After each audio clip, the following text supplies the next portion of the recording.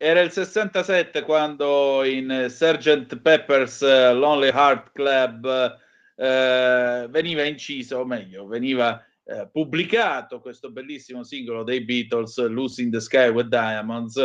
Appena 7 anni dopo, nel 1974, una troupe di archeologi scavando trovò questa ominide e mentre insomma riportavano alla luce le sue ossa, dalla radio usciva Lucy in the Sky with Diamonds e il nome che ricevette, e probabilmente lo conosciamo tutti perché è l'ominide più famosa al mondo, e fu appunto Lucy. Le 18, 14 minuti e 4 secondi sulle magiche onde di Radio Libertà.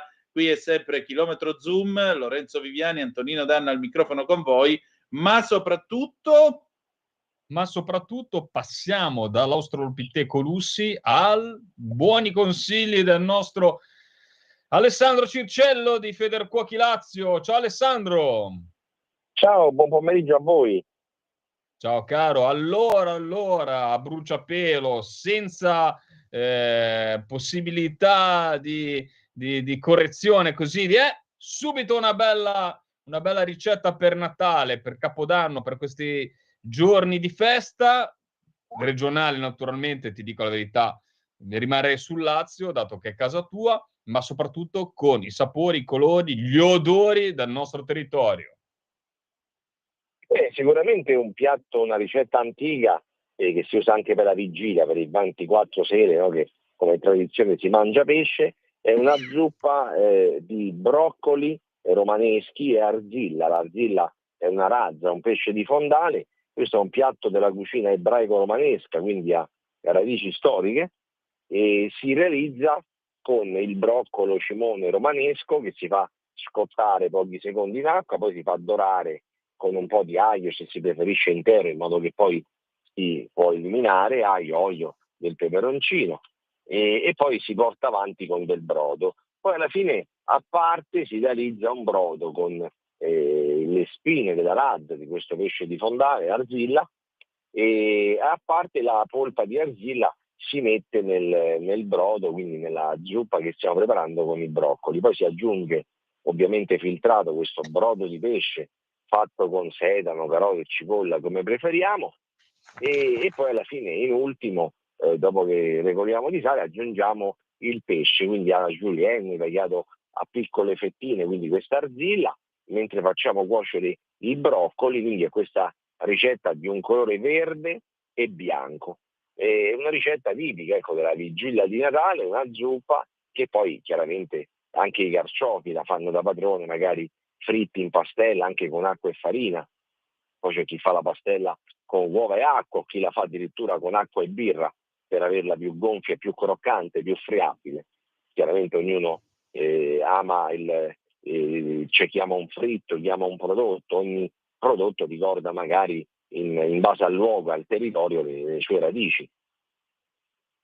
Io faccio una domanda, ho detto devo lasciare la parola a Antonino, ma ti faccio una domanda. Raccontaci un po' la storia del carciofo per quello che riguarda Lazio. Io oggi sono rimasto stupito qua in Liguria, per parentesi un posto meraviglioso all'interno del Cinque Terre, uno dei borghi del Cinque Terre, Manarola, ho mangiato lo stoccafisso alla manarolese con i carciofi. Non pensavo che il carciofo potesse andare bene con lo stoccafisso, ma il carciofo si mette quasi dappertutto, Alessandro.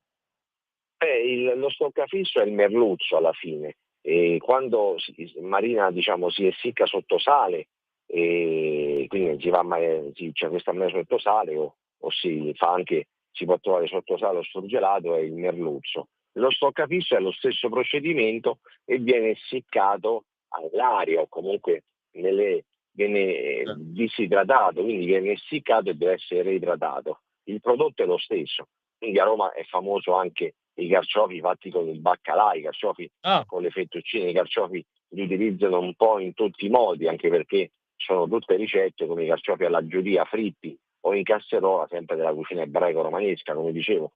Quindi sono ricette antiche che una volta costavano ancora meno, ormai i carciofi li vendono anche a 2 euro l'uno, però ecco, i carciofi italiani hanno un bel gusto, un bel sapore, una bella consistenza.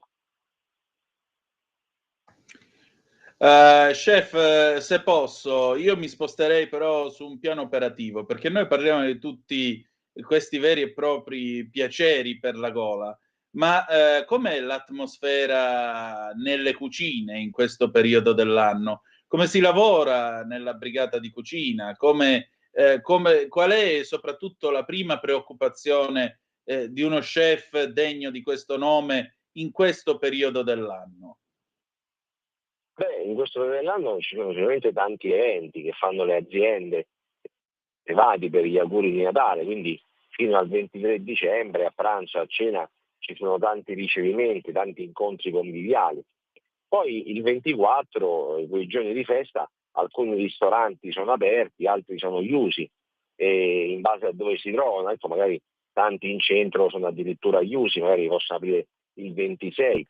Invece nei quartieri più popolosi, dove c'è più abitazione, spesso e volentieri lavorano, quindi Roma, per dire, è molto varia. Gli alberghi, per dire, per gli alberghi è bassissima stagione in quel periodo.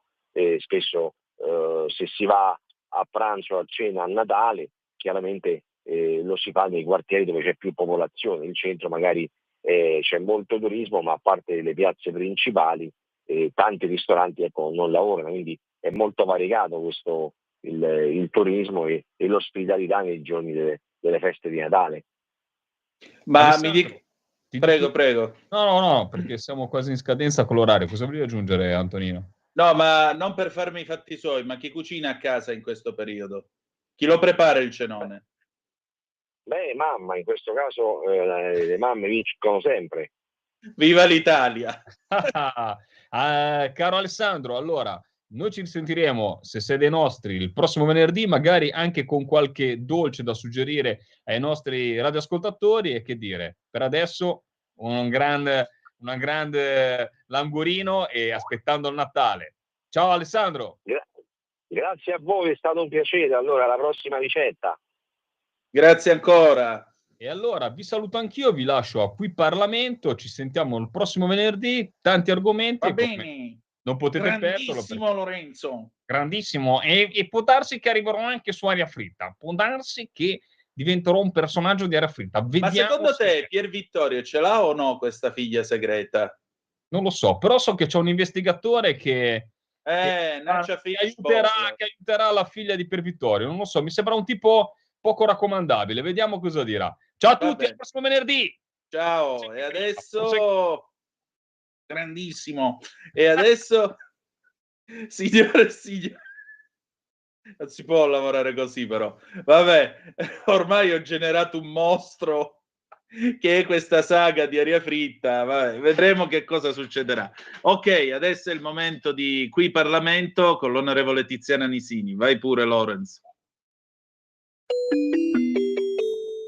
Qui Parlamento. Presidente, grazie Viceministro Bellucci. Sarò breve, tanto è già stato detto dai miei colleghi di maggioranza che sono intervenuti prima di me. Vorrei ringraziare tutta la Commissione Lavoro, sia i componenti di maggioranza ma anche dai componenti di opposizione, perché al di là di qualche fibrillazione poi in Commissione Lavoro la quadra si trova sempre. Però vorrei dire una cosa: le misure messe in campo da questo governo negli ultimi 2 anni stanno dando di fatto dei risultati tangibili. A parlare sono i dati certificati dall'Istat, che vedono ogni mese aumentare l'occupazione stabile, quindi contratti a tempo indeterminato a scapito dei contratti a tempo determinato, anche con una riduzione significativa della disoccupazione giovanile. Se vediamo i dati, contratti a tempo indeterminato ottobre 2024 rispetto a ottobre 2023, 449.000 unità in più. Nonostante le opposizioni continuino a accusare questo governo, questa maggioranza di favorire il precariato, ma noi siamo attenti alle richieste che arrivano dal mondo del lavoro, dal mercato del lavoro, che chiedono flessibilità e che chiedono di favorire la formazione.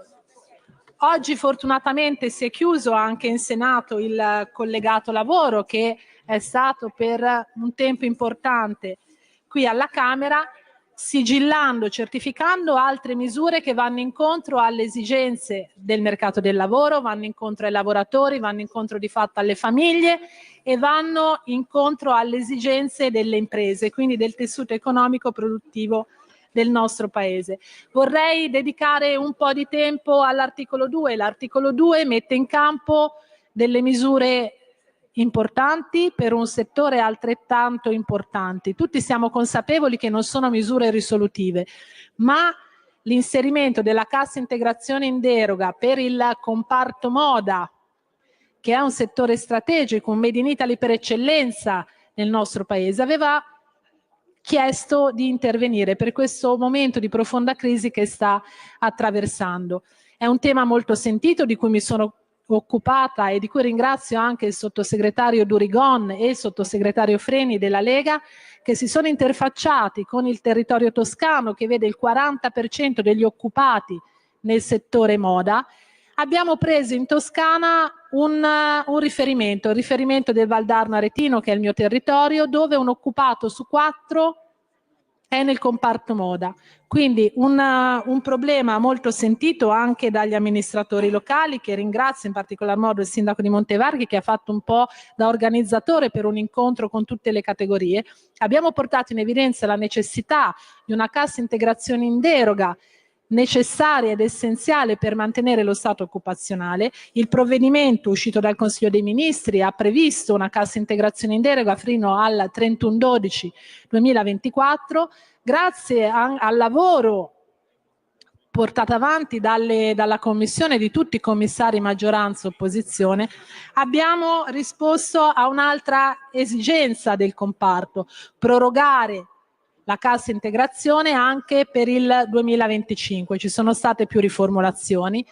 Sono state aumentate le risorse per l'anno 2024 e le risorse di conseguenza anche per l'anno 2025. Questo dovuto anche a un emendamento a mia prima firma e anche altri emendamenti di tutte le componenti politiche, che ha aumentato la platea di beneficiari inserendo i codici Ateco dell'indotto, perché l'indotto del comparto moda è importante, importantissimo, e non avendo ampliato i codici Ateco, tante aziende, tanti lavoratori sarebbero rimasti esclusi. Quindi siamo soddisfatti? Sì, siamo soddisfatti perché questo governo ha messo risorse importanti non solo nel 2024, andando a coprire fino alla fine dell'anno, ma anche nel primo mese nel 2025, consapevoli che gli interventi non sono terminati, consapevoli che ci dovrà essere un altro intervento a favore del comparto moda per traghettarli verso la fine della crisi che loro si auspicano,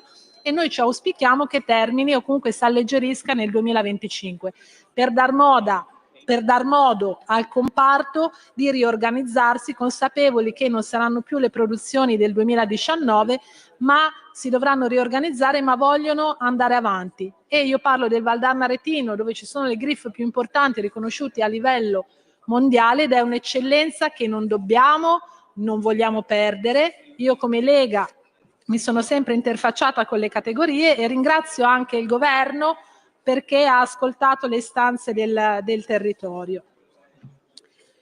Un altro tema centrale riguarda l'università e la ricerca. Sono state introdotte misure importanti per ampliare la disponibilità di alloggi e residenze universitarie, includendo anche gli immobili confiscati alla criminalità organizzata. Questa è una risposta concreta alle esigenze dei nostri giovani e delle loro famiglie, perché questo governo sta portando avanti provvedimenti da che si è insediato nell'ottobre 2022 che puntano alla formazione dei nostri ragazzi, alla formazione in genere dei lavoratori, non lavorando più ad una formazione a catalogo, ma lavorando a una formazione personalizzata, proprio per andare incontro alle esigenze di quelle aziende che dopo la riorganizzazione post-Covid non trovavano più lavoratori con le competenze necessarie per ridurre il mismatch domanda e offerta. Un grande lavoro, sono orgogliosa di dirlo, lo sta portando avanti il nostro ministro Valditara, che ha saputo interfacciarsi col mondo del lavoro, partendo dagli ITS Academy che sono stati rafforzati, ma inserendo nuovi percorsi formativi, mi viene da dire il 4+2, proprio perché le esigenze del mondo del lavoro non solo sono in continuo cambiamento e evoluzione, ma vanno anche veloci. E noi, per colmare questa distanza fra mondo dell'istruzione e mondo del lavoro, siamo intervenuti proprio per dare una formazione diversa ai nostri ragazzi. Qui accanto a me ho il collega Sasso in Commissione Cultura e Istruzione. sono state inserite anche figure importanti come i docenti tutor, orientatori dei nostri ragazzi per accompagnarli nelle scuole secondarie di primo grado proprio in un percorso per riconoscere le competenze, le capacità e per portarle ad una scelta consapevole, perché nella scuola superiore si determina il futuro, la strada per ridurre la dispersione scolastica e anche di aiuto alle famiglie che molto spesso non sanno aiutare i propri figli. Ed è stato fatto attraverso una formazione dedicata proprio agli insegnanti. Quindi al centro dell'azione di questo governo ci sono misure di flessibilità, che ripeto, la flessibilità non è precarietà, e portando avanti una formazione personalizzata. E mi viene da dire, quando le opposizioni ci accusano di non pensare alla formazione, ci accusano di favorire la precarietà, prima ho detto i numeri dell'Istat, ma noi nel collegato lavoro oggi fortunatamente, orgogliosamente confermato in seconda lettura al Senato, abbiamo sbloccato con un emendamento a mia prima firma 182 milioni di euro da dedicare ai contratti a tempo determinato in somministrazione, che è quella fascia a cui noi stiamo dedicando attenzione proprio perché ha bisogno di più formazione, ha bisogno di riqualificarsi e ha bisogno di competenze per aumentare le possibilità di stabilizzazione, soprattutto i somministrati. Si è parlato, ho sentito parlare anche in questi giorni di lavoro interinale, ricordo a tutti, come l'ho ricordato nella mia dichiarazione di voto al collegato lavoro, che il lavoro interinale non esiste più, era nel pacchetto Treo ma si è concluso nel 2003, ho sentito parlare di dimissioni in bianco, ancora si parla di dimissioni in bianco.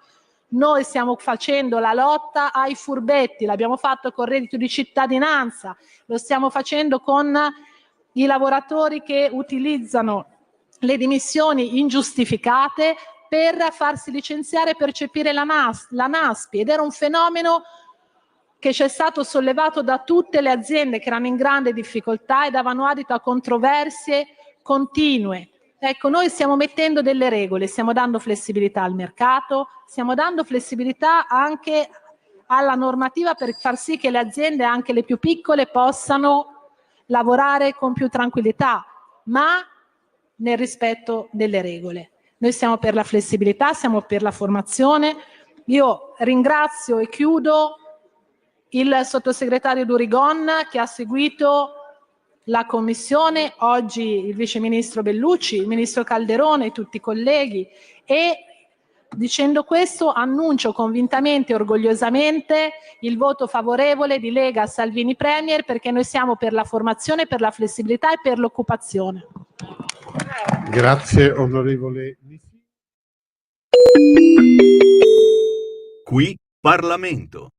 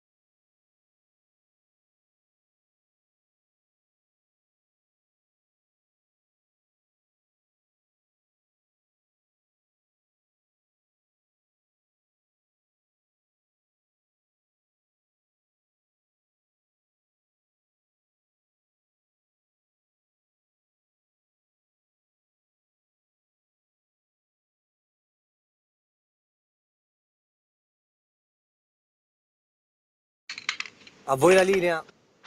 Grazie Lorenz, le 18:34 in questo momento sulle magiche onde di Radio Libertà. Avete ascoltato le sorelle di Sister Act con I Will Follow Him del 1992 e noi riprendiamo qui la linea qui a Zoom, a chilometro Zoom, il drive time in mezzo ad agricoltura, pesca e ambiente, con un ospite che vi voglio presentare immediatamente. L'ospite è un collega, oltre che un amico, è Stefano Fossati, e in particolare il nostro Stefano è stato al centro, diciamo così, di una disavventura medica, disavventura che adesso vi facciamo vedere in questo servizio. Lorenz, se sei pronto, mandalo pure in onda. Pare una delle punte di diamante della sanità italiana, il CTO di Milano, ma Manca personale. manca personale. Sì, manca personale. Un sistema sanitario che dovrebbe proteggere i più fragili rischia di diventare il primo ostacolo per la loro guarigione. Ma andiamo con calma. Puntata numero 1 è il 30 novembre, sabato. Stefano Fossati inciampa a Milano in via Tadino sul pavé sconnesso e si rompe la tibia. Viene portato al pronto soccorso e viene preparato psicologicamente a essere operato il lunedì. Tant'è che il lunedì gli toglieranno il gesso, per poi rimetterglielo il giorno dopo, martedì, in attesa dell'operazione che arriverà soltanto il mercoledì. Mi hanno rimandato di 2 giorni l'operazione. Senza alcuna visita del fisioterapista e del fisiatra, il medico di turno decide di dimetterlo, giorno su giorno, con l'utilizzo delle stampelle. Peccato È che stata una dimissione un po' affrettata, lunedì scorso avrebbe dovuto essere, avrei dovuto uscire con le stampelle, ma poi è stato chiaro che non ero in grado di reggermi sulle stampelle. Userò un deambulatore, almeno per il primo mesetto. Beh, facciamo comunque un bilancio dell'esperienza al CTO. Vota da 1 a 10, 6. Lei ha mai scelto cosa mangiare in questi giorni? Mai. Mai! Cioè, Invece io per 3 giorni ho avuto via una ragazza che esce allora domani per primo pasta in brodo, pasta con ragù oppure Che sa, Raffaele, però se non c'era ti danno prosciutto cotto col purè. Esatto. A voi la linea. E allora, le 18:36 e 31 secondi, questo servizio preparato da Nicole Cavazzuti, dalla collega Nicole Cavazzuti, che peraltro voi conoscete già perché è stata al centro e ci ha aiutato non poco con una inchiesta che abbiamo mandato in onda qui in questa trasmissione a proposito dello spaccio di droga nella zona di Benedetto Marcello. Insomma, ci racconta un lato della sanità lombarda che, per carità, la sanità lombarda è certamente una delle migliori in Italia, ma anche ai grandi tenori può capitare di prendere una stecca. Se poi la stecca è 2 ingessature nell'arco di 48 ore, Stefano, vedo che hai stabilito un non invidiabile primato. Allora, che è successo?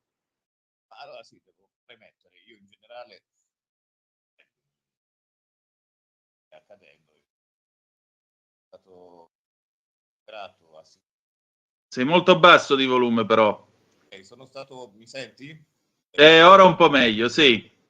Sono stato operato e assistito al CTO. In generale non posso dire di essermi trovato male come frutto, però ci sono alcune cose che lasciano molto perplessi. Il fatto che dovessero operarmi un giorno, tolto il gesso, pronti a operare, poi no, niente.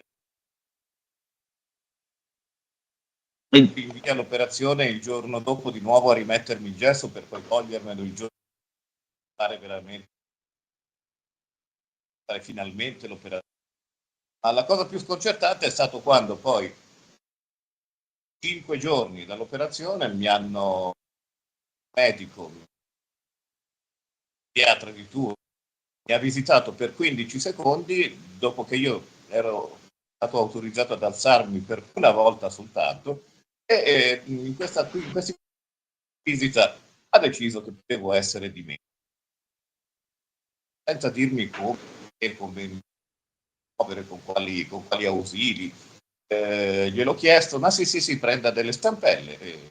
Benissimo, prendo delle stampelle, quel pomeriggio resto di tutto conto per uscire dall'ospedale, fisso sulle stampelle e mi rendo conto che non potendo appoggiare la gamba operata per almeno io sulle stampelle con una gamba sola non ero in grado né di muovermi, ma neanche di stare in piedi. Quindi stavo per cadere rovinosamente nel letto del mio vicino di stanza, che è stato rischioso, è stato il rischio di un tragico da comiche Fini, perché proprio non sono stato invitato né sono stato consigliato su come muovermi, sono stato così. Lorenz, per favore, chiama Stefano al telefono perché Skype non ci aiuta e il segnale salta, quindi lo sentiamo proprio a spizzichi e bocconi. Comunque, riassumo in breve quello che è successo a Stefano. È caduto, è stato ricoverato appunto al CTO, dopodiché è stato operato perché ha avuto questo problema alla tibia.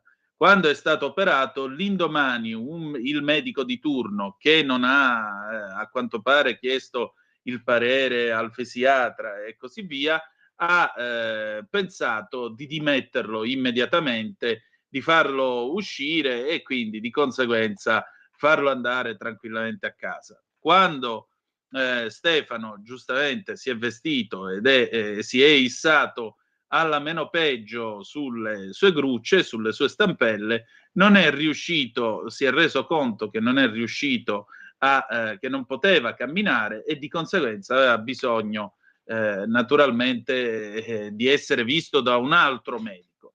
Adesso però noi ci colleghiamo per telefono perché chiaramente il segnale è abbastanza deficitario. Ste, arriviamo subito che così ti si sente meglio. Chiudi pure la chiamata che così arriviamo per telefono e almeno ci racconti il seguito di questa tua davvero incredibile vicenda, ripeto. Poi, come dice giustamente lui, non può dire, insomma, non si può dire certo che sia stato trattato male in quel del CTO, certamente, però è strano, insomma, che a una visita sommaria si decide di mettere un paziente che è stato operato nemmeno 24 ore prima, per cui la cosa è un po' particolare. Stefano, ci sei di nuovo? Eccomi Antonino, sono qua.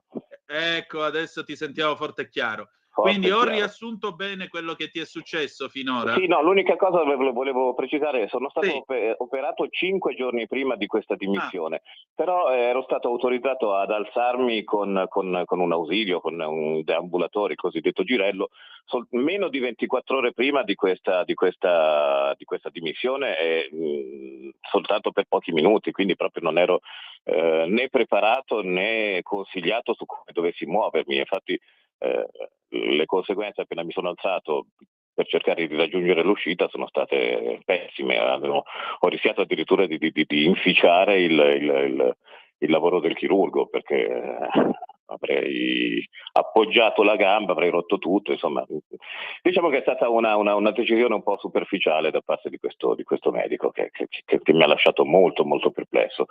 A maggior ragione che nella visita successiva il giorno dopo di un altro medico, che poi è quello che il chirurgo che mi aveva operato, lui stesso ha dato tutt'altra linea, ha detto no, devi rimanere qua ancora qualche giorno, intanto ti faremo delle visite fisioterapiche in cui ti daremo anche indicazione su come muoverti con questi ausili, questo deambulatore, queste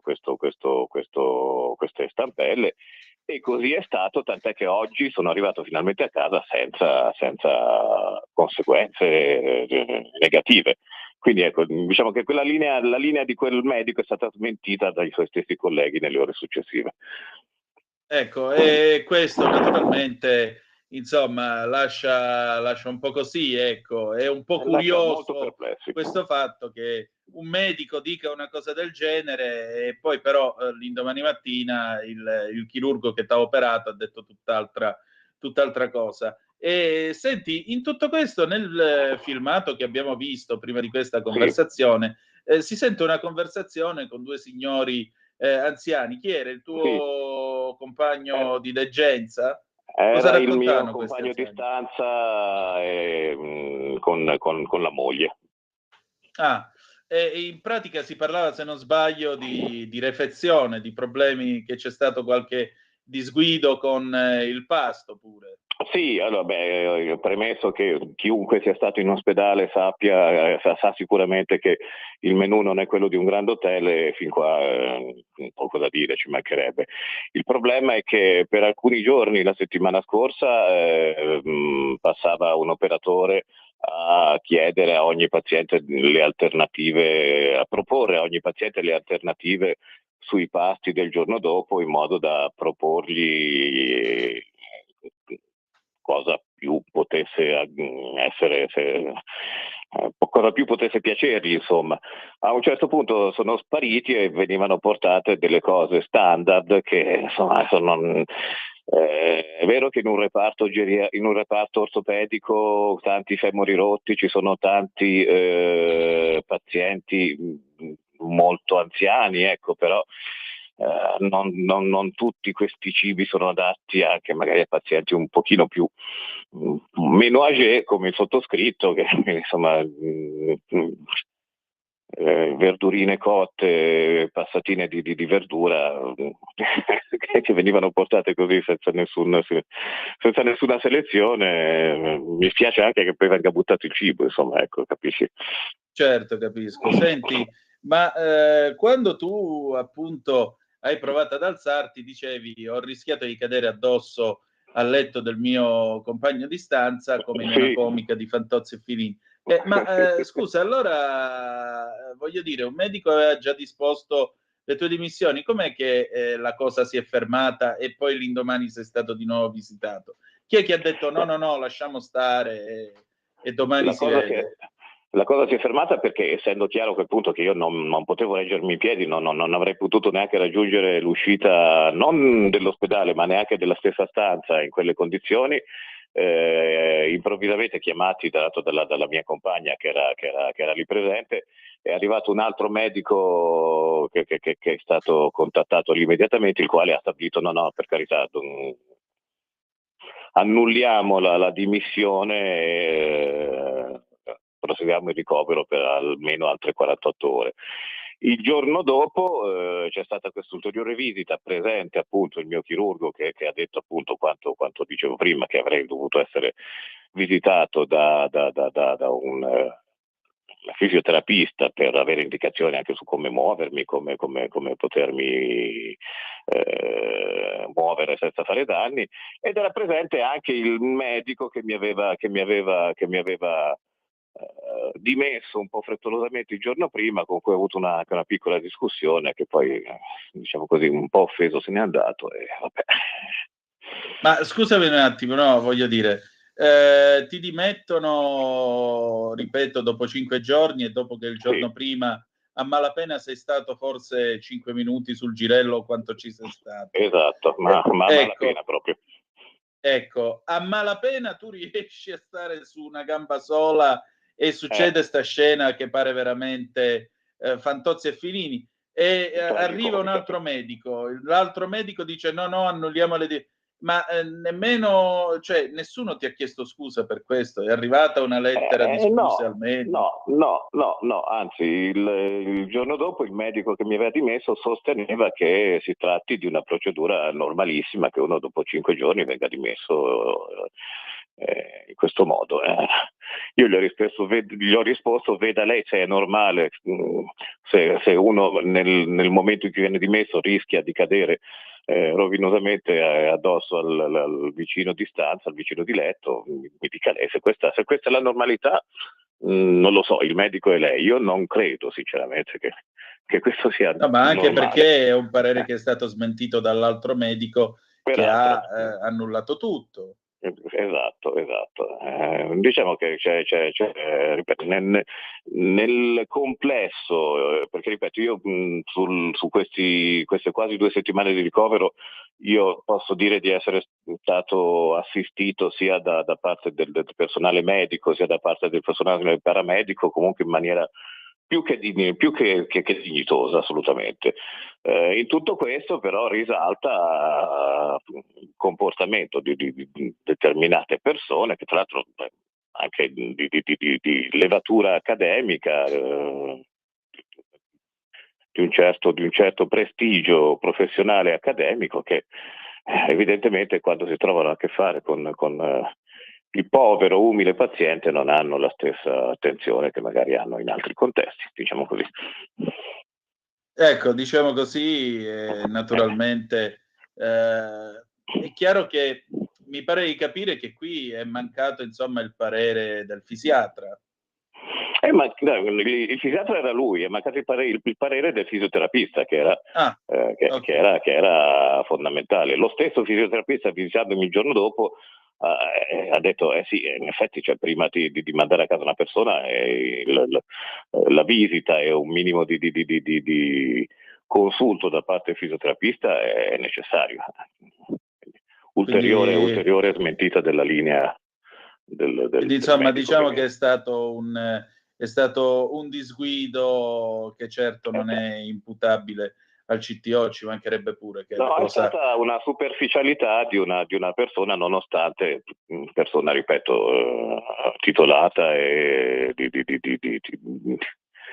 un certo prestigio professionale, ma che in quel caso almeno si è comportata, a mio parere, visti anche i fatti che poi sono accaduti nelle ore successive, visti i pareri degli altri medici, si è comportata in maniera, credo, di poter dire senza essere smentito, un po' troppo superficiale, un po' troppo frettolosa, ecco, magari aveva altri impegni, però insomma. Della cosa ha scritto la nostra Nicole su affariitaliani.it e tra l'altro so insomma che c'è stato un commento anche da parte di un altro medico che, avendo letto quest'articolo su Affari Italiani, insomma è rimasto un po' così, un po' sorpreso.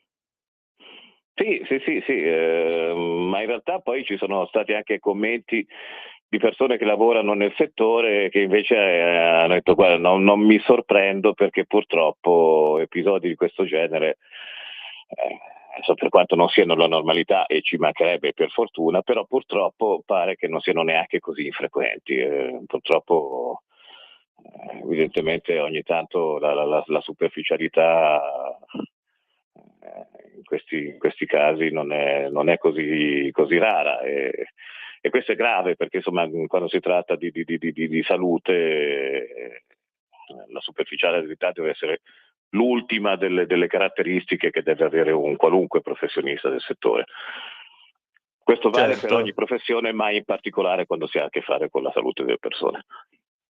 Appunto. Senti, ma dopo tutta questa vicenda voi siete stati contattati? Avete ricevuto delle comunicazioni, qualcosa? Immagino a quella vicenda, avrete fatto no. presente la cosa, no? Abbiamo fatto presente la cosa, ma relativamente a questa vicenda non c'è stato alcun commento. Ci sono stati appunto gli interventi poi successivi che ho raccontato poc'anzi, che hanno, diciamo, corretto la linea che era stata prospettata un po' frettolosamente, però su quella vicenda, ripeto, anzi, la stessa persona più da me un po' tirata in mezzo alla discussione ha continuato a sostenere la sua linea, quindi non ci sono state né scuse né chiarimenti sul perché sia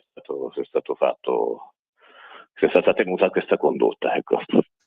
Ecco, ma ti è stato detto qualcosa in merito a questo verificarsi dei fatti? Cioè, quando ti è stato detto che, vabbè, è prassi comune che dopo 5 giorni vi dimettiamo? No, nel senso, il mio stesso chirurgo ha detto che può essere vero, in effetti, che dopo 5 giorni una persona con la stessa mia che ha subito il mio stesso intervento venga dimessa, ma dipende da caso a caso, perché nel mio caso io ero stato autorizzato ad alzarmi soltanto 4 giorni dopo l'operazione, perché i primi 2 giorni avevo un po' di febbre post intervento, e quindi questo mi aveva trattenuto a letto. Altre persone che invece il giorno dopo si sono alzate subito, hanno cominciato subito a muoversi, in quel caso dopo 5 giorni erano pronte a essere dimesse, però ecco, bisogna valutare ovviamente caso per caso ogni singolo caso, e non così in maniera standardizzata come se stessimo parlando dei codici a barre di un supermercato. Ecco. Certo, capito. Diciamo così, non sei certo l'unico che viene dimesso in questa maniera. Diciamo che, ecco, poi se voglio fare delle illazioni, mi era stato fatto capire che il reparto era pieno, qualunque eletto che si fosse liberato sarebbe stato utile, però ecco, cioè, su questo non è una giustificazione per mandare allo sbaraglio delle persone così, in maniera un po' sbrigativa. Capisco, no? Naturalmente queste sono ovviamente delle illazioni che restano come tali e restano nel campo delle illazioni. Senti, delle ipotesi. in tutto questo però mi pare che ti sia stata spiegata la situazione con una frase un po' enigmatica. In che senso? Cioè, mi pare che ti sia stato detto proprio lei non è certo l'unico che viene dimesso in questa maniera. Sì, certo, quello che dicevo, sì. Nel senso che il giorno dopo, quando a questo medico che mi aveva frettolosamente dimesso il giorno prima, ho fatto presente la situazione, la risposta è stata: ma lei pensa di essere l'unico che viene dimesso in queste condizioni? Lì, appunto, come dicevo prima, c'è stata la mia risposta: se la normalità è che uno debba alzarsi per essere dimesso e crollare sul letto del vicino e addirittura rischiare di spaccarsi l'osso appena operato, se questa è la normalità me lo dica lei è il medico. Io dubito che sinceramente questa sia la normalità, ecco. E insomma, è un dubbio che viene anche a noi, ripeto, qui non stiamo dicendo... Spero proprio che non sia questa la normalità. Esatto, no, ma noi lo diciamo proprio a discapito, cioè per fare chiarezza sull'argomento. Non è che stiamo dicendo che al CTO sono una manica di sega ossa che non sanno fare il loro mestiere, assolutamente infatti. No, e nessuno lo pensa, è un istituto, è una realtà più che rispettabile.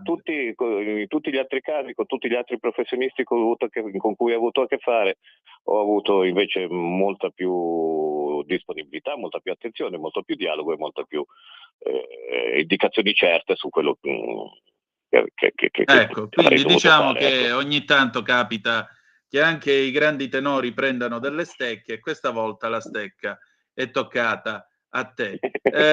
Senti Stefano, però ora mi devi levare una curiosità, ma come hai fatto a romperti sta tibia?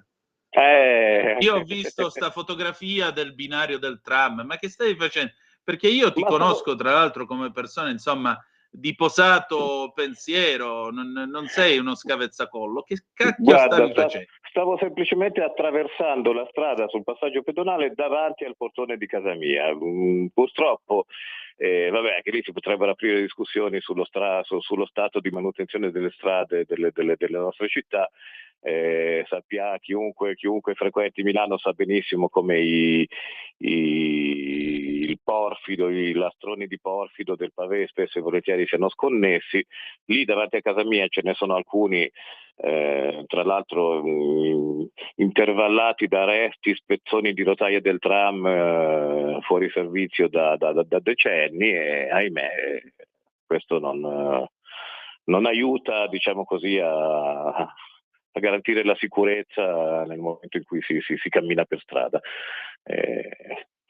Ma insomma, tu adesso per fortuna puoi camminare di nuovo alla fin fine. Adesso in questo momento sono a letto, posso muovermi con il cosiddetto girello, e tra un mesetto poi spero di riuscire a cominciare anche ad appoggiare l'altra gamba, cominciare a ricamminare in maniera un po' più normale. Benissimo, allora in bocca al lupo e grazie, buona guarigione, che è la cosa più importante. Assolutamente sì, anche perché non vedo l'ora di rimettermi i piedi e di guardare bene dove metterò i piedi quando attraverso la strada.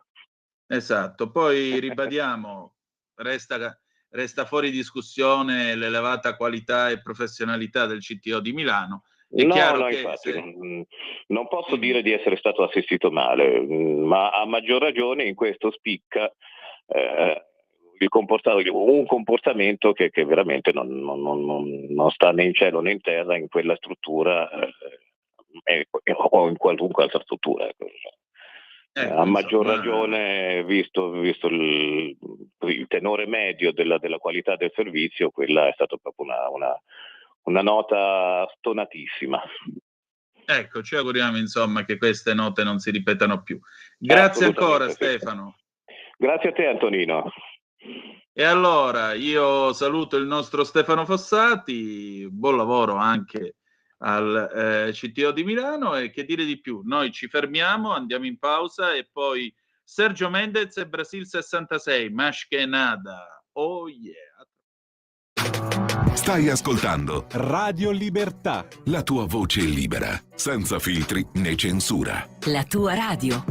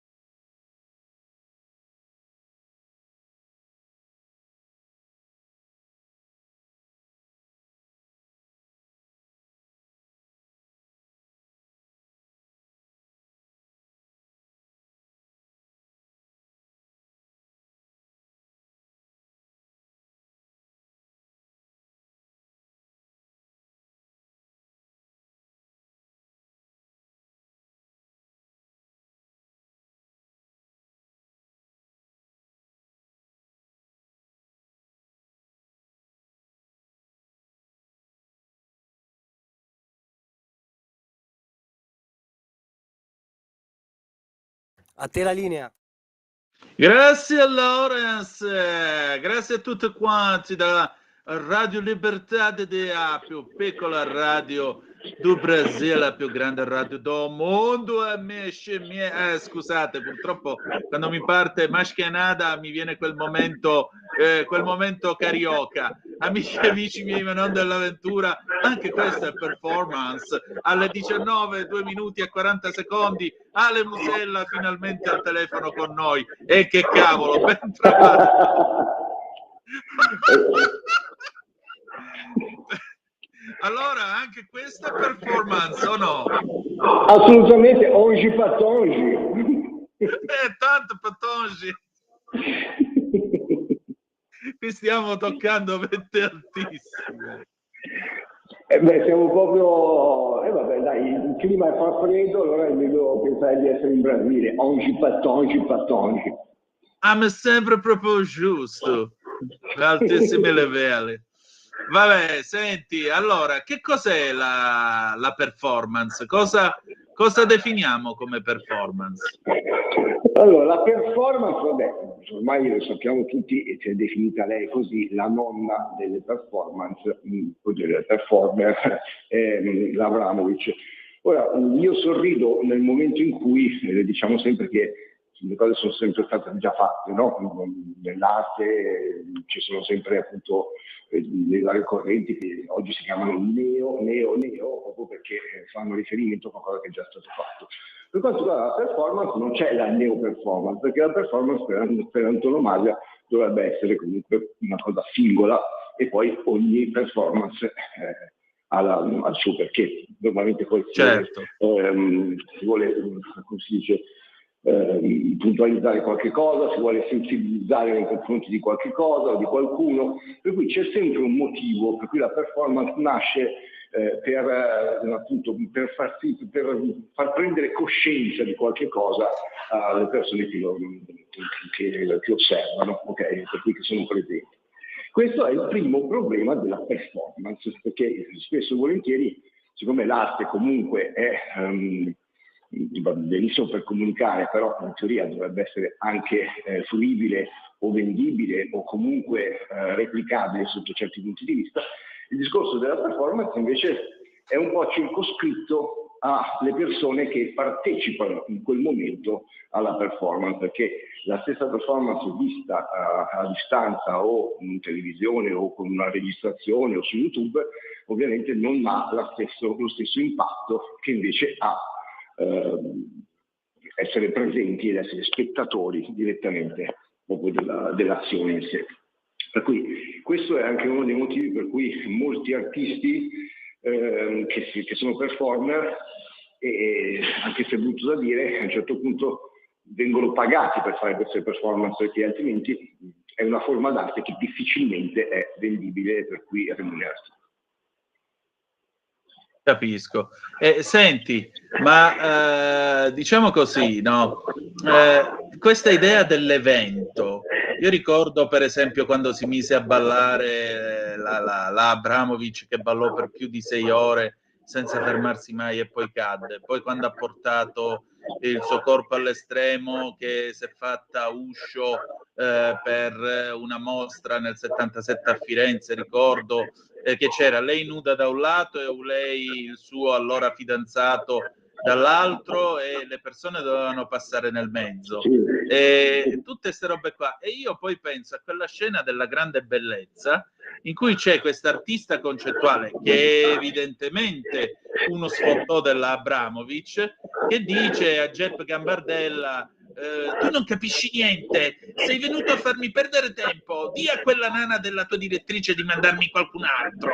E poi Jepp Gambardella, tu ridi, e poi Jepp Gambardella va dalla direttrice, la direttrice ride e dice: no, abbiamo mandato te e solo te puoi scriverne. Ecco, cioè, ma non è che è più fuffa che arte sta roba?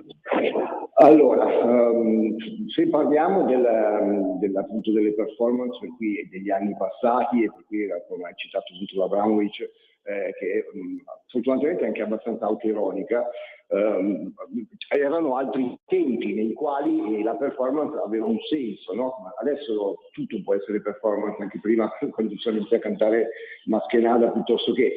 Sì. Il problema oggi è che io conosco dei performer e delle performer molto brave, per carità, che però giustamente associano anche il concetto di arte, per cui disegnano, comunque creano, scolpiscono, e tra queste cose qua fanno anche la performance, che come si è detto di solito è per sensibilizzare, no? Per cui contro l'anoressia o la bulimia o a favore delle donne, insomma c'è sempre un significato dietro. Il problema è che adesso ce ne sono troppe e di conseguenza poi dopo bisogna anche definire che cos'è la performance, perché c'è gente che crede che sia una performance anche soltanto portare la propria opera in una piazza e esporla, no? Magari senza il permesso del comune, per cui la metti lì e la gente guarda quest'opera qui in mezzo a Piazza Duomo, e ci sono artisti che definiscono questo una performance, come per esempio quelli che buttano secchiate di vernice per terra, oppure c'è stato, mi sembra che fosse norvegese, insomma uno che aveva creato delle specie di percorsi acquatici all'interno di una galleria, dove lui con la canoa li stava percorrendo. Cioè, dopo diventa comunque ridicolo, perché come hai detto tu quando hai citato La grande bellezza, già l'arte è difficile da far comprendere e dovrebbe comunque sempre affascinare e avere un significato dietro. Spesso e volentieri quando si parla di concettuale, quasi la gente sale sul piedistallo e magari ti addita perché secondo loro tu non sei abbastanza colto per poter capire o comprendere quello che stanno facendo loro. Di solito, ragazzi miei, insomma, sono finiti quei tempi, per cui adesso torniamo a fare l'arte seria. Esattamente. E senti, ma allora oggi cos'è performance? Ma performance è tutto quello che intanto appunto viene, come si dice, viene catalogato, viene inserito in un lasso di tempo, che come hai detto tu possono essere 6 ore, può essere anche quell'altra performance dell'Abramovic dove si è seduta per giorni interi, dove a New York e poi dopo l'ha ripetuta anche in altri luoghi. Sì. Per cui, però vedi, perché è l'Abramovic, allora in quel caso lì è lei che fa il nome e di conseguenza pagano un biglietto per andare a vederla o comunque ha questo tipo di concetto.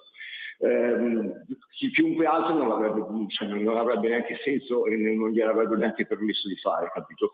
Per cui oggi la performance è un nome, ti ripeto, ho conosciuto Adele Ceraudo, ho conosciuto Nicola Fornoni, cioè quei personaggi che comunque avevano qualcosa da dire durante le loro performance.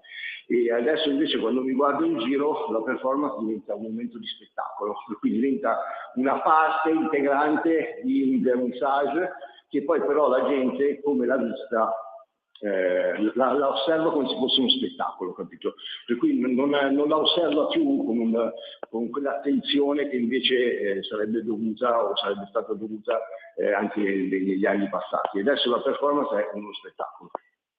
Ecco, visto che parlavi di Adele Ceraudo, io la seguo su Instagram, una cosa che ho constatato nel lavoro, per esempio, della Ceraudo, e la prendo come esempio, è questo: lei punta molto sul corpo nudo, sul suo corpo nudo, che poi però trasfigura anche a volte con dei temi, non dico religiosi, però questo corpo che viene utilizzato quasi come uno strumento di espressione di dolore, uno strumento di espressione, diciamo, di realtà, un corpo che diventa quasi come una pellicola fotografica. Beh, lei ha un suo modo di lavorare, io l'ho seguita per un anno e per cui ha i pro e i contro dell'autoritrarsi, ok?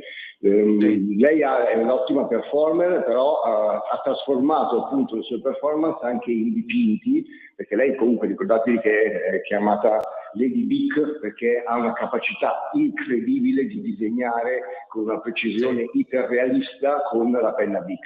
Per cui ha comunque questo talento innato che sono pochissimi al mondo ad avere. A questo unisce appunto il discorso di performance e lei è sempre pro donna, per cui lei ha dato voce alle donne attraverso il suo corpo, anche stigmatizzando o comunque imitando o riproponendo dei canoni maschili, tipo il Davide di Michelangelo, per cui ha ripreso anche delle icone classiche, per cui delle opere, delle sculture, riproponendole col proprio corpo proprio per far capire che la donna può essere qualsiasi cosa, per cui non deve essere relegata soltanto come musa ispiratrice o comunque a discapito dell'uomo. Per cui lei ha sempre improntato il suo lavoro su se stessa. Questo può essere anche un limite nel momento in cui parli di vendite. Perché? Perché, e questo lo dissi anch'io anni fa, la sua caratteristica principale è ritrarre se stessa, però non è detto che poi ci siano delle persone che abbiano il piacere di avere un corpo nudo, tra l'altro che non è un corpo nudo stilizzato o comunque anonimo, è un corpo nudo dell'artista, per cui può capitare che magari la moglie del collezionista non abbia piacere o che comunque alcune immagini siano molto forti. Per cui l'arte, per esempio, ci sono dei collezionisti che la seguono da tanto e che per cui amano la sua arte e li comprano tranquillamente. Però più di una volta ci sono state delle problematiche perché bello, però poi dopo nessuno se lo mette in casa. E per cui questo è un discorso che io faccio moltissimo, l'ho fatto a lei, ma ripeto, lei ha un talento particolare. Come il discorso dei ritratti lo dico tantissimo a molti artisti, se non è tua madre o tuo fratello, chi è che si mette in casa il tuo ritratto? Cioè, nel senso, o è postumo, per cui parliamo di Andy Warhol piuttosto che Basquiat, piuttosto che, altrimenti se volete fare esercizio ritraendovi va benissimo, però poi dopo il mercato è diverso, capito? Cioè, anche sotto questo punto di vista fate molta attenzione, perché a meno che non siano dei particolari del vostro corpo, il consiglio che do è evitate di continuare a farvi dei ritratti, perché il motivo per il quale qualcuno dovrebbe comprarlo io non lo so.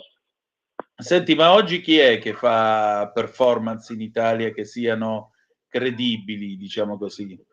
Ma guarda, le performance, cioè, adesso come ti ho detto prima, tutto può essere definito performance, anche quell'imbecille cinese che si è mangiato la banana di Catalan è diventata una performance. Quindi, sì. Capisci? Per cui una volta la performance era ideata, parlare appunto da Ceraldo studiava mesi proprio per riuscire a ottenere determinati risultati, e per cui partecipare come osservatore a una sua performance ti lasciava qualcosa dentro, ok? Tanto è vero che spesso e volentieri poi era possibile filmarle in modo tale che rimanesse comunque ricordo di questa cosa, perché ogni performance è fine a se stessa, per cui non puoi mai riproporla uguale. Per cui questo aveva un senso. Adesso, come ti ho detto, sulla parola performance sono molto teatrali e spesso e volentieri la performance fa parte di un vernissaggio, di una presentazione, per cui non è più incentrata su se stessa, ma è parte integrante di uno spettacolo, che è quello che io definisco spettacolo. Chiaramente. Diciamo così, secondo te è un genere che può avere futuro? O è un genere che sostanzialmente è troppo, come posso dire, troppo situazionista, troppo un po' come i comici, sai, sui social che fanno quella cosa di 3 secondi e divertono. Poi gli chiedi di fare un pezzo di 5-6 minuti e non ci riescono. Beh, allora, infatti ti ho detto, per me la performance è una parte integrante di un percorso creativo di un artista, ma non può essere solo quello, ok? Sì. Oggi con la tecnologia che c'è, una cosa che ho sempre consigliato è fate un video professionale della performance e poi magari estrapolate dei fotogrammi che diventano opere, perché poi dopo ci mettete sopra, iniziate a lavorarci sulla fotografia piuttosto che, allora rimane qualcosa e anche riesce a tramandarlo, perché altrimenti oggi, come ti ho detto, la performance rimane fine a se stessa e a meno che non sia, come ti ho detto, non ci sia la possibilità di riproporla, per cui di avere questo filmato professionale che poi può essere riproposto negli anni raccontando e facendo vedere la performance, altrimenti si perde nei telefonini e per cui rimane proprio fine a se stessa. Per cui bisogna fare attenzione, per me la performance è giusto che continui ad esserci, però più professionalmente, più preparata e soprattutto bisogna trovare un modo di farla tramandare, perché altrimenti, come ti ho detto, tanto è vero che quello di cui abbiamo parlato dell'Abramovic, riusciamo a dialogarle e a parlarne perché ci sono dei filmati su YouTube, altrimenti stavamo parlando di niente. Beh, certo, ma senti, si può dare un valore economico a una performance? Perché voglio dire, io guardo un filmato del 1980 con lei e Ulei che fanno una performance, sono passati 44 anni, posso dare un valore economico a questa cosa o sostanzialmente niente? Allora, il valore economico glielo dai nel momento in cui lo fai, perché come ti ho detto torniamo al discorso dello spettacolo, paghi il biglietto, paghi l'ingresso, cioè nel senso, quello è monetizzare. Altrimenti dovresti impedire di filmare la performance e vendere il video della performance, allora in quel caso anche quello numerato, poi magari come ti ho detto con dei fotogrammi estrapolati, firmati e rielaborati dall'artista, allora in quel caso riesci a farlo diventare collezionabile e tramandabile. Altrimenti è effimero, per cui è vero che la performance per naturalmente dovrebbe essere alla mercé di tutti, perché chi fa la performance vuole arrivare a un pubblico più vasto possibile, e questo va bene, però dopo non è che l'Abramovic va a fare gratis le performance. Certo, è proprio questo il punto, cioè mentre io, voglio dire, mi compro un Guttuso, ogni anno mi aumenta di valore, ma così sì, vabbè, abbiamo la registrazione, ho pagato il biglietto per aver visto questa cosa, dopodiché basta. Sì, se non viene, come ti ho detto, se non viene rielaborato questo tipo di concetto per cui uno si porta via qualcosa che ha piacere di far vedere e di collezionare, altrimenti è come se tu fossi andato a vedere uno spettacolo teatrale e che poi se non viene poi più ridato rimane nella tua memoria e basta. Sì, appunto, allora la domanda successiva è: che eredità lascia una come la Abramovic? Abramovic lascia migliaia di video che sono stati fatti sia amatoriali che non, e poi vabbè il fatto di essere sempre statali. Quando tu sei il primo a fare qualcosa, lasci comunque una traccia, ok? E questa è una cosa che io spesso e volentieri dico a tutti quanti: non scimmottate quello che è stato, cercate di essere unici voi o comunque innovativi voi. Ovviamente il primo è come se io ti dicessi le serigrafie di Andy Warhol. Adesso chiunque può fare le serigrafie, lui era particolarmente bravo perché le curava personalmente, però la sua idea e il suo ritirare fuori questo sistema di serigrafia che comunque esisteva da decenni aveva senso negli anni 60-70. Adesso quando parli di serigrafia, quando parli di litografia, è una parte integrante del mondo dell'arte, ma non è sicuramente qualcosa di esclusivo, di unico, capito? Per cui l'Abramovic porta con sé il fatto che ha usato, si è messa in discussione tanto, perché lei è stata anche arrestata, lei comunque sì, certo. Il suo nudo, il suo essere prima ed essere anche scomoda, aveva un senso. Ha anche rischiato di farsi sparare una volta. Sì, anche quando è andata a Napoli ha rischiato di morire, perché comunque il pubblico napoletano ci aveva preso un po' la mano, no? C'era questo tavolo con tantissimi oggetti che potevano utilizzare su di lei e c'è stato uno che è stato a sparare, voglio dire. Però capisci, queste cose qui, tra l'altro così forti, io non le ho più viste, e lei invece le ha fatte in un periodo, cioè 30 anni fa, 20 anni fa, 50 anni fa. Quindi quello lo si deve riconoscere. Per questo che adesso, quando si parla di performance, e poi inevitabilmente, lo paragoni, ti viene da paragonare a lei, tutto quanto va un pochino a scemare, perché ha fatto tutto. Sì, è vero, decisamente. Senti, che cosa c'è al di là della performance? Potendo investire, tu su che cosa investiresti? Per quanto riguarda la performance? Sì, per quanto riguarda la performance, cioè io domani decido che voglio investire su un artista che fa performance, ma che remunerazione ne possa avere? A parte i biglietti dello spettacolo. Intanto poi magari qualcuno mi copia l'idea e va benissimo, ma non mi interessa, per me potrebbero tranquillamente farlo. Ti ho detto, io farei fare una performance a porte chiuse, pagando il biglietto, e poi, come ti ho detto, fotografi ufficiali e professionali fanno uno scatto di un certo tipo, e obbligherei l'artista a mettere la mano sullo scatto, per cui sulla stampa, farla numerata e firmarla. Allora quello diventa la possibilità di trasformare in remunerativo qualche cosa che altrimenti rimane solo nella testa della gente. Per cui può sembrare proprio un mercificatore, però se parliamo di soldi, se parliamo di rendere commerciale e proficua una performance, secondo me questa è la via da seguire. Capito. Senti, sono le 19:23, noi abbiamo ancora qualche minuto. La prossima settimana che cosa dobbiamo tenere in considerazione? Allora, possiamo tornare a parlare della fotografia, se vuoi. Benissimo, benissimo. Allora, appuntamento il 20 di dicembre, avremo modo di parlare anche di fotografia analogica o digitale? Tutte e due. Bene, Partiamo proprio dall'800 e arriviamo ai giorni d'oggi. Straordinario, straordinario. Lo so, se tu sei molto esperto, ti preparati. Vedremo, la prossima settimana forse ci sarà una sorpresa, vedremo. Grazie ancora, Ale. A voi un abbraccio. E buona serata, ciao.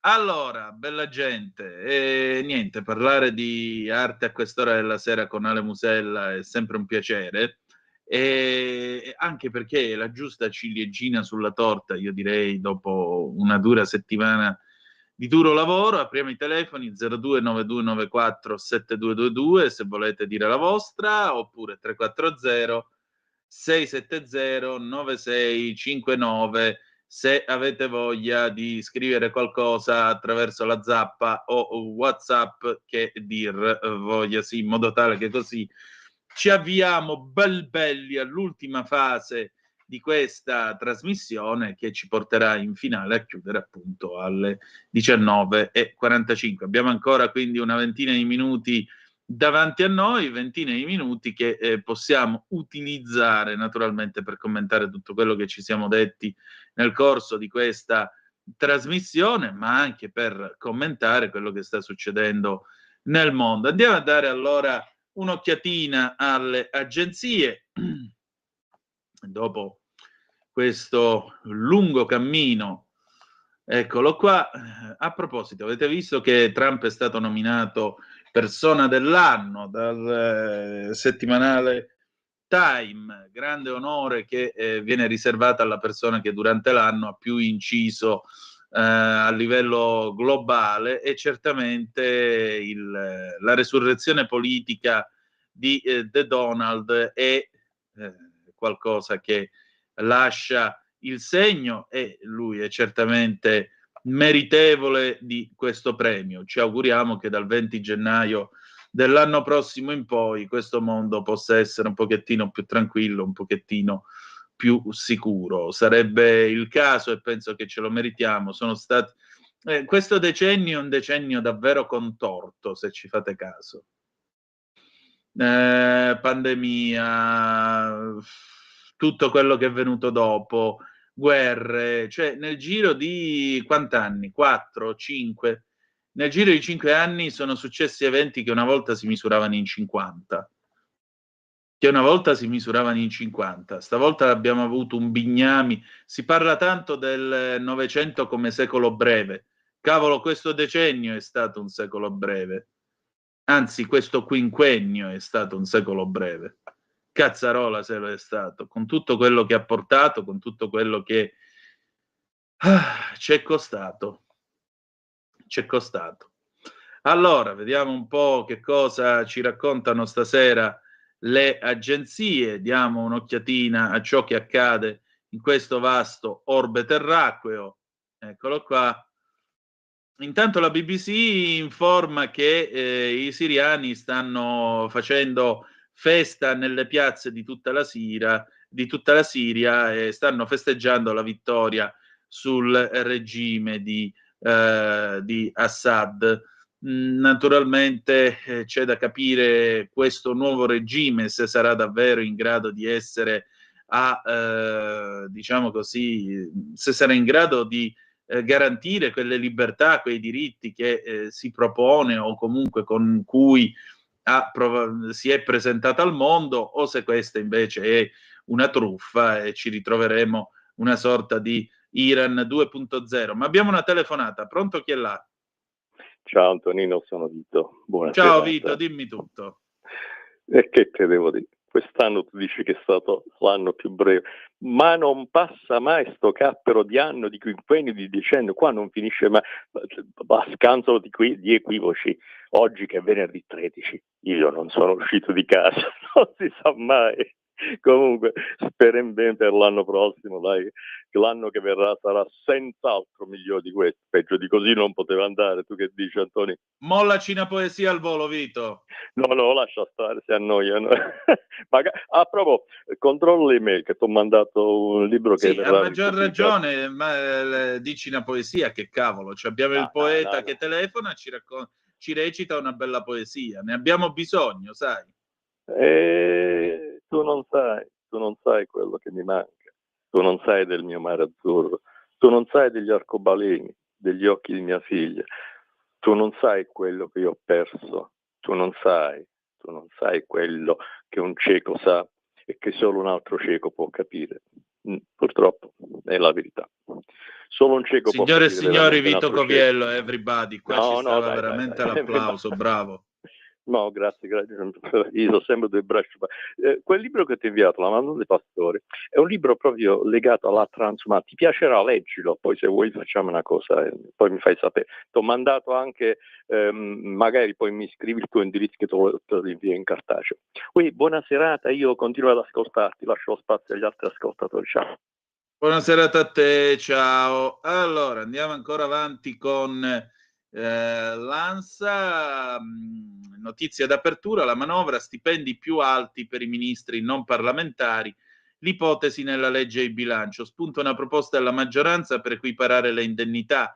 Sarebbe emersa durante i confronti all'interno della coalizione, potrebbe essere contenuta in un emendamento dei relatori. Ecco, sono queste stronzatine che in qualche modo spuntano all'interno della finanziaria, che poi sono quello su cui immediatamente ci si buttano tutti quanti per dire sono tutti uguali, sono tutte le stesse cose. Basterebbe non mettere queste stronzatine dentro la finanziaria e magari ci occuperemmo e parleremmo di lavoro, parleremmo di tasse, parleremmo di quel padre di famiglia che è l'onorevole Gusmeroli, che con molta saggezza, lo voglio dire, cavolo, perché io non tollero che si dica vabbè, ma la lotta all'evasione fiscale è diventato un tabù. Non è così che si lotta contro l'evasione fiscale, non è così. Quando arriva un padre di famiglia come Gusmeroli e dice facciamo delle rateizzazioni a 120 anni, a 120 mesi, facciamo delle rateizzazioni o dei saldi e stralcio, cerchiamo di venire incontro a chi non ha potuto pagare, a chi si trova in difficoltà. Sta parlando a tutto un popolo di partite IVA e di poveri cristi che vengono perseguitati per 4 soldi e che vorrebbero pagare con quei 4 soldi che hanno. Questi sono i temi di cui ci dovremmo occupare, non di queste stronzatine. Scusate l'espressione, magari mi sbaglio. Pausa e Ciaro e Salsoul Orchestra, Dance a Little Bit Closer, 1977. Madre! A tra poco. Stai ascoltando Radio Libertà, la tua voce libera, senza filtri né censura. La tua radio.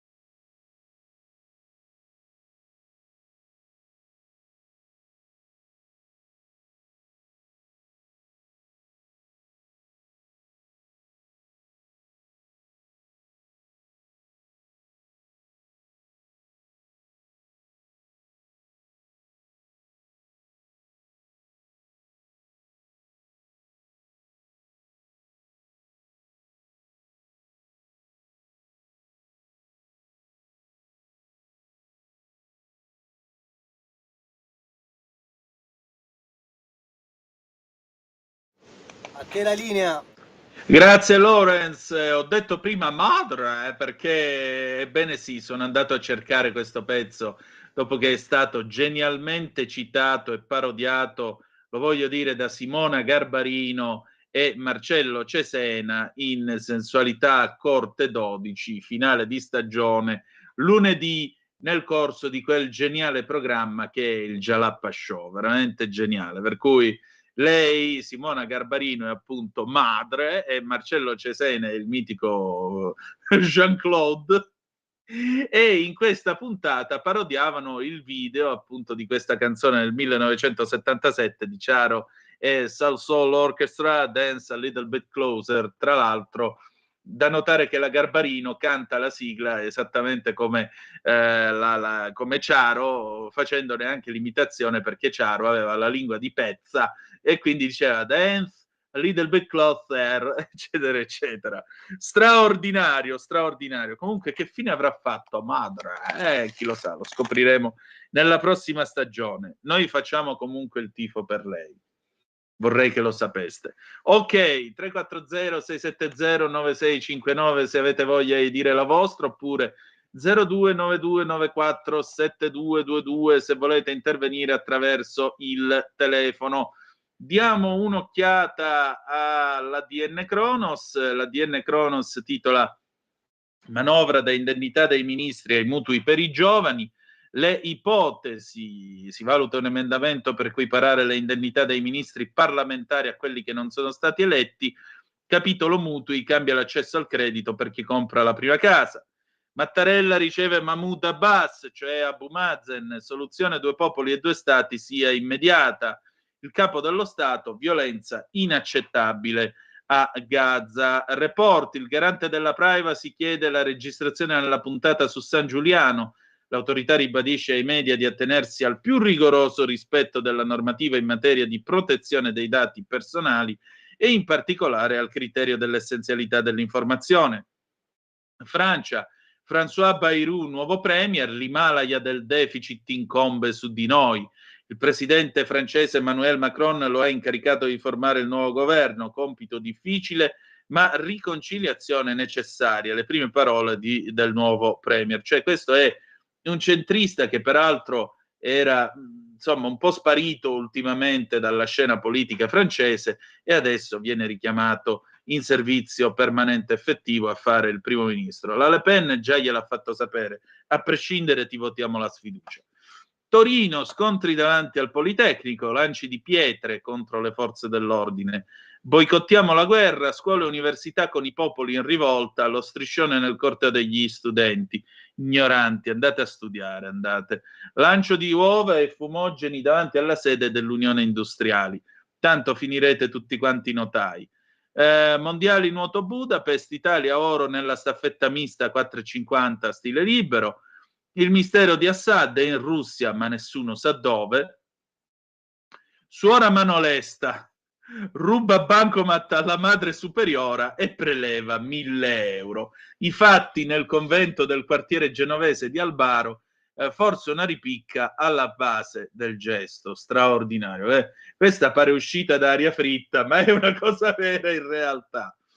Ragno violino, sempre la DN Kronos, occhio alle decorazioni di Natale, dove si nasconde. Ecco, Ucraina, G7, presto daremo 50 miliardi di prestito a Kiev da beni russi congelati. Durante la riunione virtuale è stata condannata la collaborazione tra Russia e Corea del Nord, misure contro chi aiuta Mosca. Ancora, Lotito mafioso, sito olandese si scusa dopo la protesta dell'ambasciatore. Marrakesh, la musica oggi è piatta ma ora è finita la pace. Morto Wolfgang Becker, regista di Goodbye Lenin, aveva 70 anni, mondiale 2026, sorteggio qualificazioni, le possibili avversarie dell'Italia. Andiamo a vedere cos'è questa storia del ragno violino, scrive la DN Kronos. Il ragno violino minaccia il Natale, occhio alle decorazioni e agli alberi di Natale, i presepi conservati in cantine, soffitte, soppalchi. Negli scatoloni potrebbe nascondersi qualche insetto e persino il temuto ragno dalla dolorosa puntura, che può anche avere conseguenze importanti. Le probabilità di incontri ravvicinati con questo tipo di arachnide aumentano nel periodo natalizio. proprio perché è il momento in cui andiamo a prendere gli arredi per le feste conservati per lungo tempo chiusi in attesa delle festività. Questo ragno principalmente è notturno, si nasconde a volte dentro questi imballi di carta, cartone, questi scatoloni, che poi vengono aperti senza pensarci troppo, spiega dall'ADN Cronos Salute Andrea Lunerti, etologo ed esperto di sicurezza uomo-animale. Il ragno violino è di pochi millimetri, avverte, può arrivare a 1 centimetro massimo. Si fa difficoltà a individuarlo subito, si può arrivare a 1 centimetro e non sempre, soprattutto se non ci si pensa, si riesce a vederlo. Quindi inavvertitamente rischiamo di introdurre nelle nostre abitazioni alcuni di questi piccoli ragni, con cui poi può succedere, seppure la percentuale è molto bassa, di entrare in contatto, magari toccando qualcosa, mettendo le mani senza guardare. In questo periodo aumentano quindi le probabilità di morso. Questo ospite indesiderato in realtà ha un ciclo vitale che si conclude nel periodo tardo estivo, ma l'animale è sempre attivo, precisa Lunerti. In questo periodo poi di solito a dimensioni ridotte, perché quelli che introduciamo inavvertitamente e incautamente nelle nostre case sono esemplari molto piccoli che è molto difficile individuare, ma rilasciano comunque col morso una quantità di veleno citotossico che a loro serve a digerire i tessuti. Questo veleno, illustra l'etologo, può creare effetti molto fastidiosi e negli individui più sensibili anche pericolosi.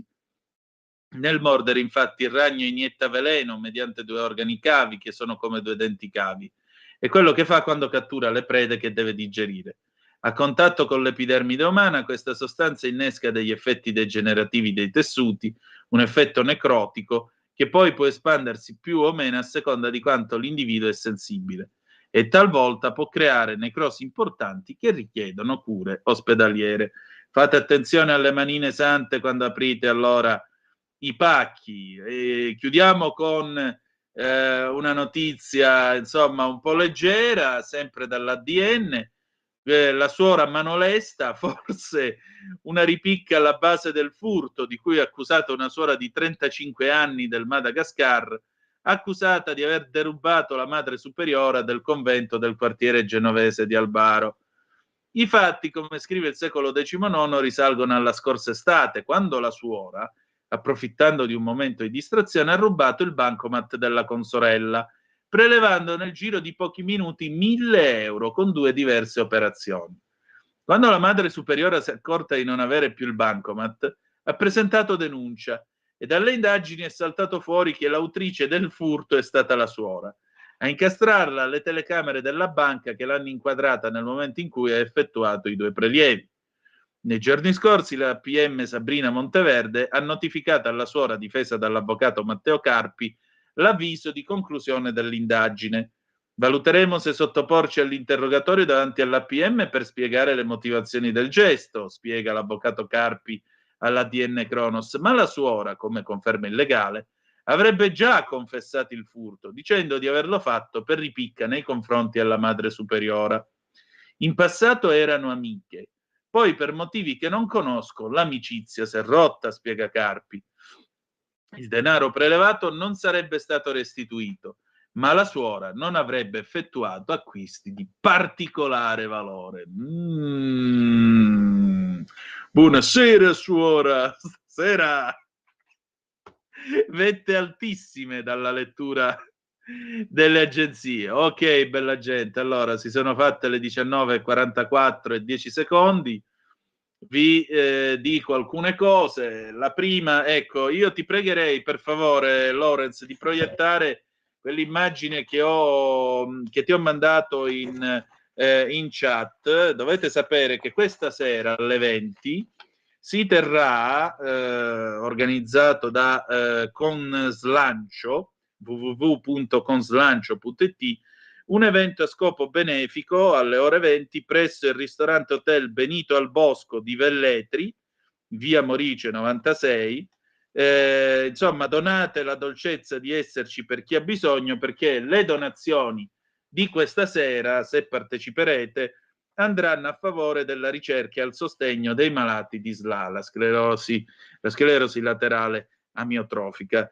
Per informazioni che eventualmente vi possono essere utili, anche se non partecipate stasera, potete sempre fare una donazione, vedete un po' voi, 339 352 3835. Ve lo ripeto, 339 352 3835. Se invece stasera avete voglia, con la scusa di andare a mangiare fuori, di fare anche un'opera buona, alle ore 20, ristorante Benito al Bosco a Velletri, Roma, via Morice 96, e troverete appunto l'associazione Conslancio che questa sera realizza questo evento a scopo benefico, appunto con la dolcezza di esserci per chi ha bisogno. Bene, nel caso li potete trovare anche su internet, www.conslancio.it. Noi abbiamo finito, domani il garage dell'Alfista alle 9:35, altrimenti la puntata numero 902 di Zoom sarà lunedì alle ore 18:05 trattabili, sempre sulle magiche onde di Radio Libertà. Grazie per essere stati con noi e ricordate che the best is yet to come, il meglio deve ancora venire. Vi ha parlato Antonino Danna. Buonasera.